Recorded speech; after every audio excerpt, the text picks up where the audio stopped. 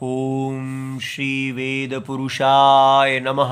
नमस्कार। Class number 432 Shrimad Bhagavad Gita जी शंकराचार्य जी के भाष्य के अनुसार आरंभ किया जाता है। ओम श्री सीता रामचंद्राभ्याम नमः। नमो गुरुभ्यः। ओम अथ काल देवता श्री संवत् 2081 फाल्गुन शुक्ल पक्षः द्वादशी मंगलवारः श्लेषा नक्षत्रम् उत्तरायणं वसंत ऋतुः। ओम तत्सत्। श्री शंकराचार्याय गुरवे नमः। ये यथा मां प्रपद्यन्ते तांस्तथैव भजाम्यहम्। मम वर्त्मानुवर्तन्ते मनुष्याः पार्थ सर्वशः। अध्याय नंबर 4 और श्लोक नंबर 11 और पुस्तक है Gita press Gorakhpur, book number 10, Shankaracharya ji के भाष्य वाली पुस्तक। अच्छा जी, तो इस श्लोक से पहले कल हमने देखा है कि भगवान हमें बता रहे हैं कि यहाँ पर इस भारत की भूमि में मोक्ष परायणता इसका स्वभाव है। ये कोई अभी की बात नहीं है। ये भूमि ही स्वधर्म से आप स्वधर्म का पालन करें और यहाँ पर उससे आप शुद्ध हो जाएं और उस शुद्ध होके आप मोक्ष को प्राप्त करें। तो ये मोक्ष अनेक लोगों ने वाह यहाँ पर प्राप्त किया है, इसीलिए इसको पुण्य भूमि कहा जाता है। यहाँ ये सब महात्माओं की ऐसे ऐसे स्त्री पुरुष बच्चे हर प्रकार के लोग यहाँ पर मोक्ष प्राप्त किए हैं। तो इसलिए मोक्ष तो जैसे यहाँ का विभूति है और कहीं कोई ऐसी भूमि नहीं है जहाँ पर मोक्ष परायणता का एक संस्कृति हो। और देखिए उसके लिए क्या शब्द प्रयोग किया, वीत राग भय क्रोधा। वो लोग राग भय और क्रोध से मुक्त हो गए। अब कितनी बड़ी बात है। विद्या का ये उद्देश्य होना चाहिए। हम सोचते हैं विद्या का उद्देश्य है पैसा कमाना। अगर आपके पास पैसा होगा तो आपके पास सब कुछ होगा। अगर आपके पास पैसा होगा तो आपके मन में उठने वाले राग, जो धर्म विरुद्ध राग हैं, वो दूर हो जाएंगे। अगर आपके पास पैसा होगा जो हर समय हमें भय लगा रहता है कि मैं मर जाऊंगा, कि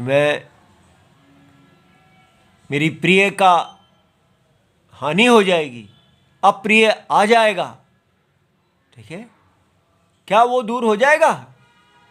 क्रोध जब हमारी इच्छा पूरी नहीं होती एकदम कितना गुस्सा आता है, चाहे वो बच्चे भी क्यों ना हो, सबको क्रोध आता है। तो बताइए ये पैसा जो है ये राग भय और क्रोध को कैसे दूर कर देगा? और ये शत्रु, ये रोग पूरा जीवन हमें पागल किए रहते हैं, दुख देते रहते हैं। और कहाँ हमारे भारत में भगवद गीता जी कह रही हैं कि वो इन चीज़ों को फोकस कर रहे हैं, इस पे हमारा ध्यान ला रहे हैं कि ये चीज़ें जो आपको प्राप्त करनी चाहिए, जीवन कैसे जीना चाहिए, जिस जीवन में स्वधर्म के ये शत्रु, तो कैसे जीता जाता है ये राग भय और क्रोध। भय तो है, क्रोध तो आएगा, ठीक है। जब हमारी इच्छा पूरी नहीं होगी तो क्रोध आएगा। तो हम कह देते हैं इसको तो जीतने का बड़ा सरल तरीका है। वो क्या? प्रैक्टिकलिज्म। हर चीज़ हम प्रैक्टिकलिज्म से पूरा करते हैं। वो क्या है भाई? प्रैक्टिकल बनो। ये पता नहीं ये क्या अजीब वर्ड है प्रैक्टिकल बनो, इसका तो कोई हिंदी ट्रांसलेशन करना भी मुश्किल हो जाता है। माने इसका मतलब है कि आप सिद्धांत को छोड़ दो, बस गंगा गए गंगाराम, जमुना गए जमुना दास, जहाँ हो वहाँ उसके अनुसार ढल जाओ, बाजारू बनो। प्रैक्टिकल बनो का अर्थ है बाजारू, बी प्रोफेशनल। क्या? क्रोध क्यों करना है? अगर दूसरे ने आपका बात नहीं मानी तो नहीं मानी, इट इज़ ओके, ठीक है, ठीक है। भय क्यों करना है? अपना लॉजिकली सोचो और अपना रास्ता बनाओ। और राग, जो भी आपकी चीज़ आप देखिए, आप कितना आप आगे जा सकते हैं, कितना नहीं जा सकते हैं। जो चीज़ आप प्राप्त कर सकते हैं उसकी डिज़ायर, अपनी डिज़ायर को मॉनिटर करो। ऐसा सब कुछ होता नहीं है। ये सब चीज़ें तब तक चलती हैं जब तक हम राग के वश में नहीं आ जाते। ये सब चीज़ें हमें वश में कर लेती हैं और उस समय हम अपने राग को वश में नहीं कर पाते, हम उसके वश में आ जाते हैं। इसलिए ये सब हमको कम से कम इतना देखना चाहिए कि हम जो केवल पैसे को ही वैल्यू दे के बैठे हैं, लेकिन कितना भी पैसा आ जाएगा ये चीज़ें तो रहेंगी ही नहीं। कभी भी ये हमें हर क्षण हमें दुख देती रहेंगी। धन ही भय का हेतु बन जाएगा। तो फिर क्या करें? जो भगवत गीता जी कह रही हैं कि ये संसार एक माया है। अगर ये संसार एक माया है, अर्थात परम सत्य के अज्ञान से प्रकट होने वाला एक माया सृष्टि, तब राग भय और क्रोध का कोई अर्थ नहीं है। स्वप्न के अंदर आपको किस चीज़ का राग करना चाहिए, किसका भय होना चाहिए स्वप्न में आपको, और किसका प्रति क्रोध होना चाहिए? स्वप्न में आपकी इच्छाएं नहीं पूरी की गई, उसका क्या मतलब है? ठीक है। इसलिए जो व्यक्ति स्वप्न के आत्मा में प्रतिष्ठित है, ये आवश्यक है, केवल स्वप्न को स्वप्न देखा लेकिन स्वप्न की आत्मा को सत्य देखा, दोनों होना चाहिए। आप सुरक्षा में प्रतिष्ठित हैं। जो स्वप्न की आत्मा में प्रतिष्ठित है उसको कोई राग नहीं है, कोई भय नहीं है, कोई क्रोध नहीं है। ठीक है। तो वो क्रोध करते हुए भी धर्म के अनुरूप है, धर्म के अंदर रहते हुए उसका राग भय और क्रोध है। जो क्रोध धर्म के अंदर रह के किया जाता है वो धर्म ही है। ऐसा नहीं कि मुझे धर्म करना ही नहीं, क्रोध करना ही नहीं। ये सब धर्म की मर्यादा के अंदर रहते हुए जो होंगे तो वो धर्म है। ठीक है। इसलिए ये भगवत गीता जो हमको मायावाद दिखा रही हैं, ये ही हमें इस संसार के भय से बचाती हैं और अभय प्रतिष्ठा प्राप्त करवाती हैं। ठीक है। इसलिए अब यहाँ पर देखते हैं आगे, भगवान अगले श्लोक के लिए कहते हैं कि तव तरही राग द्वेषौ स्तः। तो वो कहते हैं भगवान आप तो पकड़े गए, क्यों? आपने बड़ी गलती कर दी है। कैसे? आपने ये कहा कि इस भारत भूमि में अनेक लोग हैं जो मोक्ष को प्राप्त हुए हैं। मोक्ष तो आप ही देते हैं, तो इसलिए आपके अंदर तो एक पार्शियलिटी, पक्षपात है। कुछ लोगों को आपने मोक्ष दे दिया और कुछ को नहीं दिया। कुछ संसार के अंदर ही घूम रहे हैं और कुछ हैं जो मोक्ष प्राप्त कर गए। अगर ऐसा हुआ तो इसका अर्थ क्या हुआ कि आप पक्षपात करते हैं। जो आपको अच्छे लगते हैं उनको मोक्ष दे देते हैं और जिनके प्रति आपकी प्रीति नहीं है उनको मोक्ष नहीं देते। तो फिर आप तो स्वयं आप ही राग द्वेषी हो गए। ठीक है। जैसे ग्रेविटी है, गुरुत्वाकर्षण, बॉल ऊपर फेंको वो सबके लिए नीचे आता है। वो ये तो नहीं करती ग्रेविटी कि किसी का बॉल नीचे आ जाए और किसी का ना आए, वो सबके लिए एक है। लेकिन हमें तो लग रहा है जैसे आप सबके लिए एक है ही नहीं। आप किसी को कुछ फल दे रहे हैं, दूसरे को कुछ और फल दे रहे हैं। इसलिए तव तरही राग द्वेषौ स्तः, इसलिए आपका राग और द्वेष है। ठीक है, आप में दोष है, ऐसा शंकराचार्य जी क्वेश्चन उठा रहे हैं, ताकि इसका उत्तर ये आएगा कि कैसे भगवान बताएंगे कि मेरे में राग द्वेष नहीं है। फिर भी जो लोगों को अलग अलग प्रकार की गतियां प्राप्त होती हैं, कुछ लोगों को मोक्ष मिलता है और कुछ संसार के अंदर घूमते रहते हैं, उसका कारण भगवान नहीं है, उनका कारण वो स्वयं है। तो ये न केभ्यश्चित एव आत्मभावम प्रयच्छति, कुछ लोगों के लिए आप आत्मभावम अपना स्वरूप ही दे देते हैं। ठीक है, सत्यम न सर्वेभ्यः, और बाकी लोग असत्य में ही रह जाते हैं। वो असत्य में भय, राग, भय और क्रोध के अंदर घूमते रहते हैं। और कुछ को आप जहां पर ना कोई राग, ना भय, ना क्रोध, आत्मभावम सत्यम, देही, जगत की देही का रूप आप दे देते हैं। तो इसलिए इस दोष को आप कैसे दूर करेंगे? तब भगवान कहते हैं ये यथा माम प्रपद्यन्ते। ठीक है, जो जिस प्रकार मेरी शरण लेता है। ठीक है, अभी शाब्दिक अर्थ देख देते हैं, भाष्यकार भगवान बहुत अच्छी तरह समझाएंगे।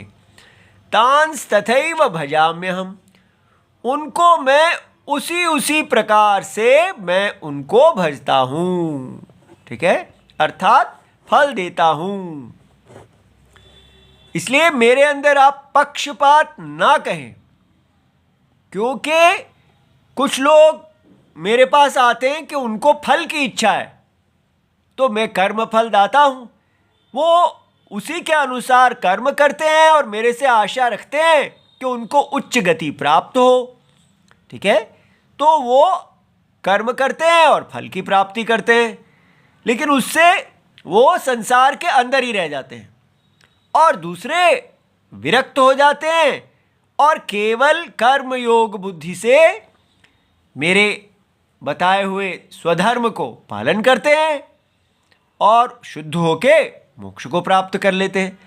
अब इसमें हम क्या कर सकते हैं? ठीक है, इसलिए मम वर्तमानुवर्तन्ते, मेरे ही मार्ग को सारे के सारे मनुष्य, हे पार्थ सर्वशः, सब इस सारे मनुष्य इस संसार में मेरे ही बताए हुए मार्ग पर चलते हैं।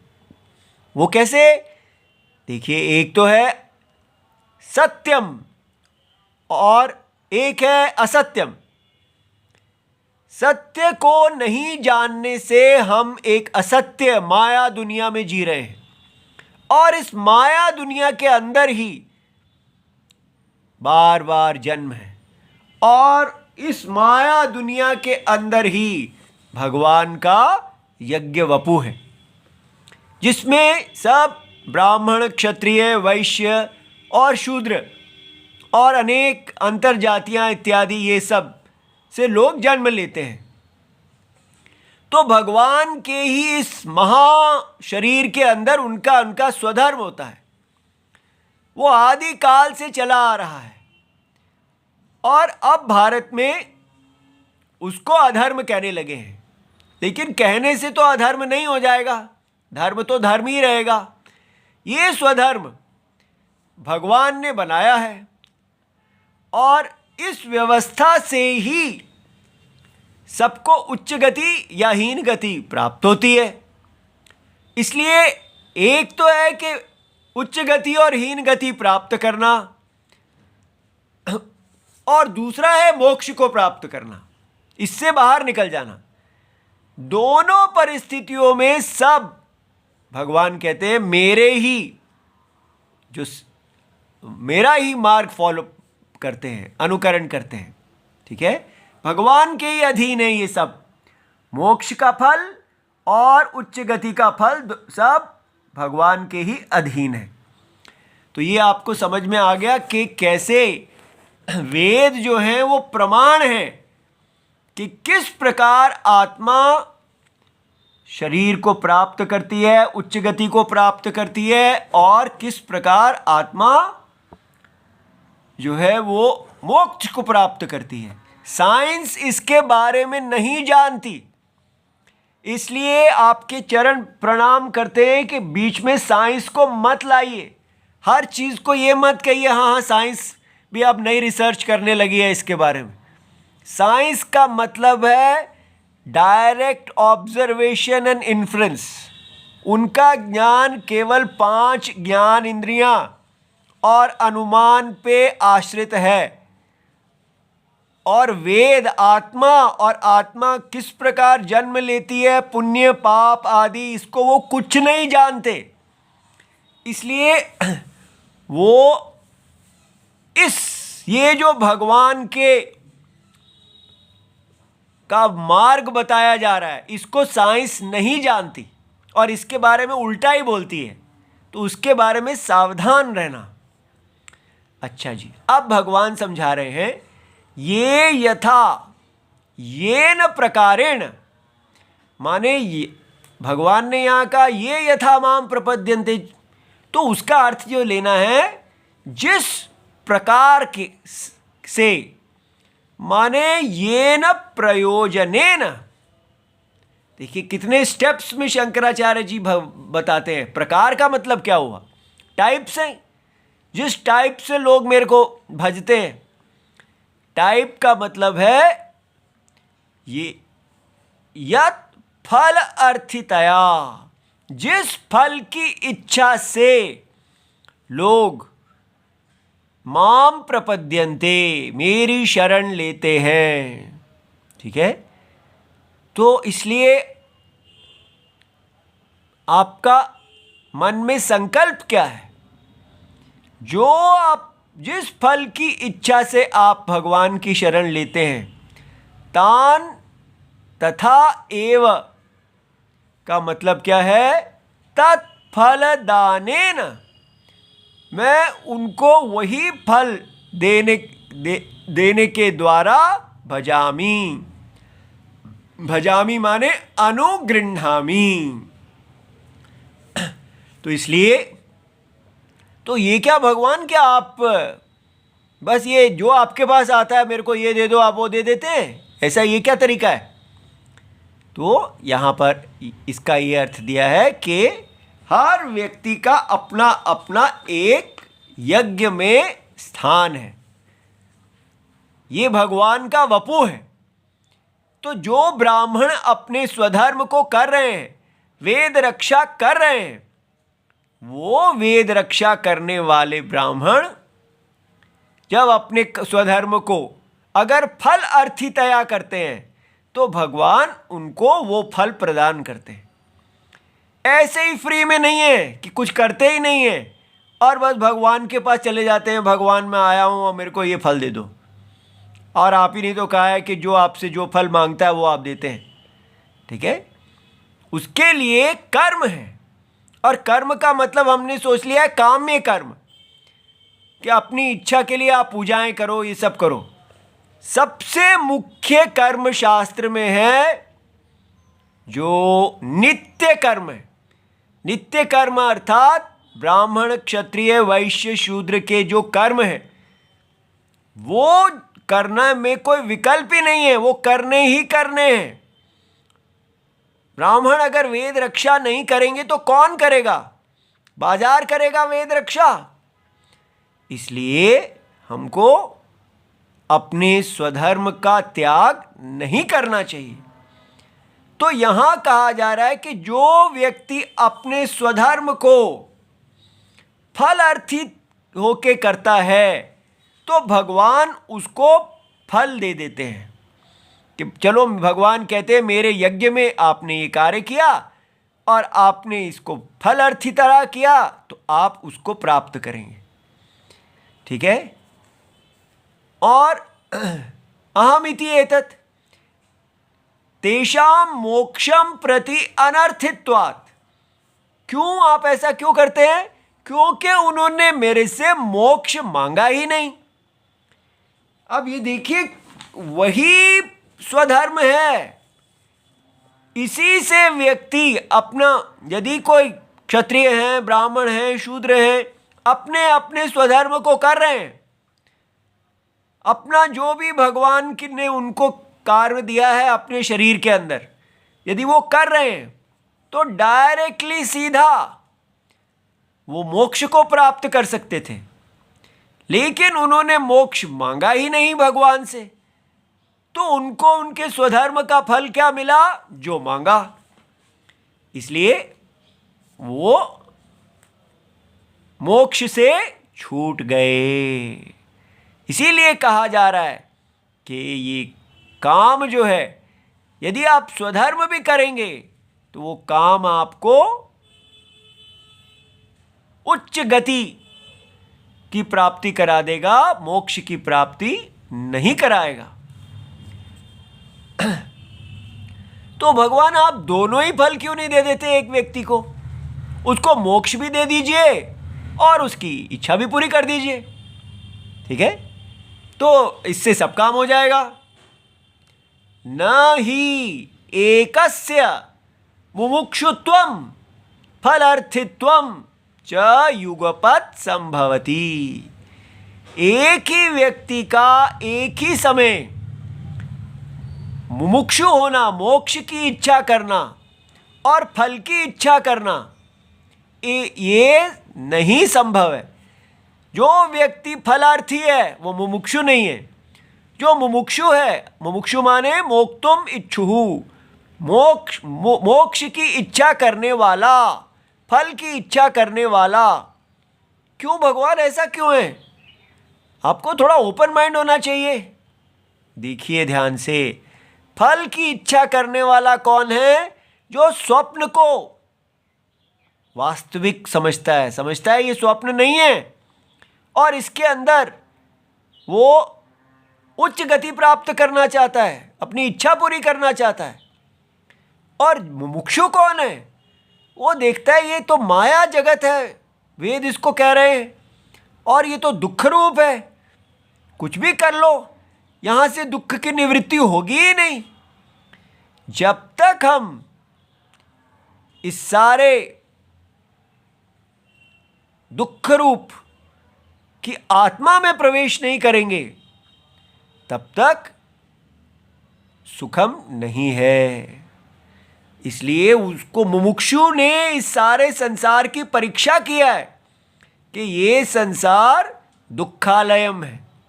देखिए पिछले श्लोक में ही कहा, वीत राग भय क्रोधा, ये भय स्थान है, इच्छा का स्थान है। हर समय इच्छा, क्रेविंग मन को दुखी करती रहती है और भय दुख देता रहता है, क्रोध। आप, हर व्यक्ति चाहता है मेरी बात मानी जाए, हर व्यक्ति चाहता है मैं भोग करूं। किसको प्यार करेंगे आप? आप अपने बच्चों तक को प्यार नहीं कर सकते क्योंकि वो अपनी दुनिया चाहते हैं। हर व्यक्ति अपनी दुनिया चाहता है। तो इसलिए यहाँ पर सब अकेले हैं। तो जब हम जगत की आत्मा से प्रेम करते हैं तब हमको शांति मिलती है। अंतरात्मा ही हमारा स्वरूप है। इसलिए मुमुक्षु फलार्थी नहीं होता, वो बहुत समझदार व्यक्ति होता है। उसने लोक की परीक्षा किया है और वो फल त्यागी होता है, लेकिन स्वधर्म त्यागी नहीं होता। उसको जब वैराग्य आता है तो वो भगवान की बात मान के अपने स्वधर्म को बिना फल की इच्छा के केवल आराधना, हरि भगवान के यज्ञ रूप भगवान की आराधना में करता है। इसलिए वो शुद्ध हो जाता है, उसका मन शांत हो जाता है, ज्ञान के योग्य हो जाता है। ये बहुत बड़ा पॉइंट है कि ये नहीं कि आजकल कहते हैं 100% कंज्यूमरिज्म एंड 100% जो है वो साथ ही साथ मोक्ष भी।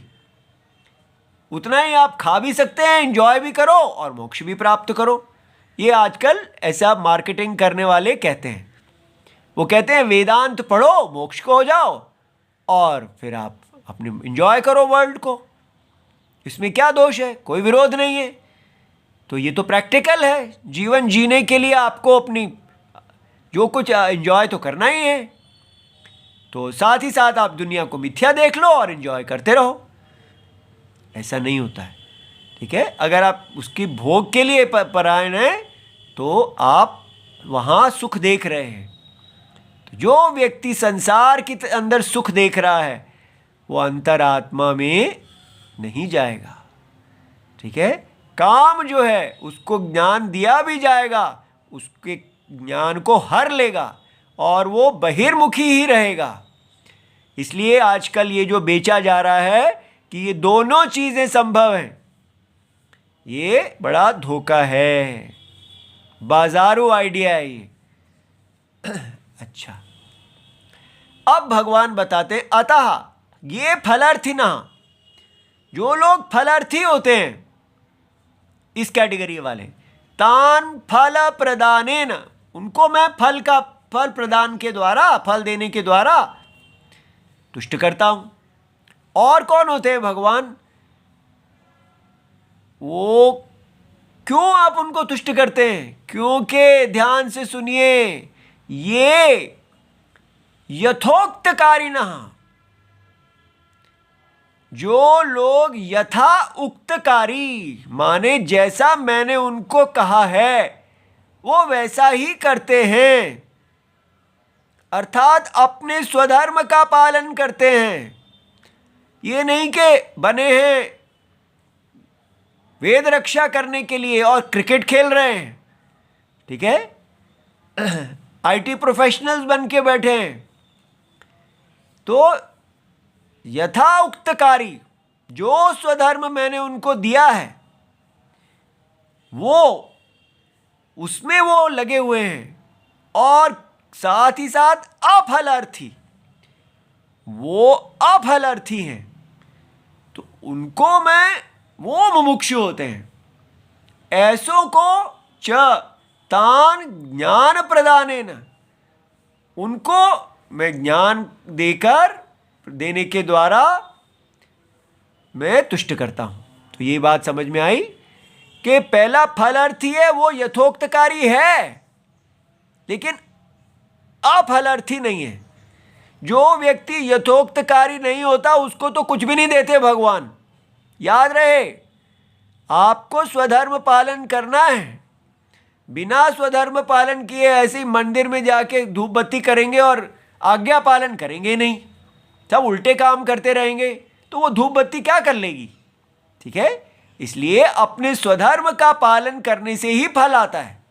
तो यथोक्त कार्यों को ही फल मिलता है, लेकिन अगर यथोक्त कार्य अफलार्थी हो तो वो मुमुक्षु हो जाता है, ठीक है। अच्छा, तथा आर्तान, अब जो व्यक्ति अचानक दुख में फंस जाता है तो वो किसकी शरण ले भगवान? क्या वो उस समय कहे कि मैं फलार्थी नहीं हूं? नहीं, आरती हरेण, मैं उनका दुख दूर करता हूं, ठीक है। इति एवं यथा प्रपद्यन्ते, तो जब दुख में मेरे भक्त माने यथोक्तकारी, याद रहे, जो आज्ञा पालन कर रहे हैं, जो स्वधर्म कर रहे हैं, जो स्वेच्छाचार कर रहे हैं और मुश्किल में फंस जाते हैं, तो उनको भगवान क्यों करेंगे, ठीक है।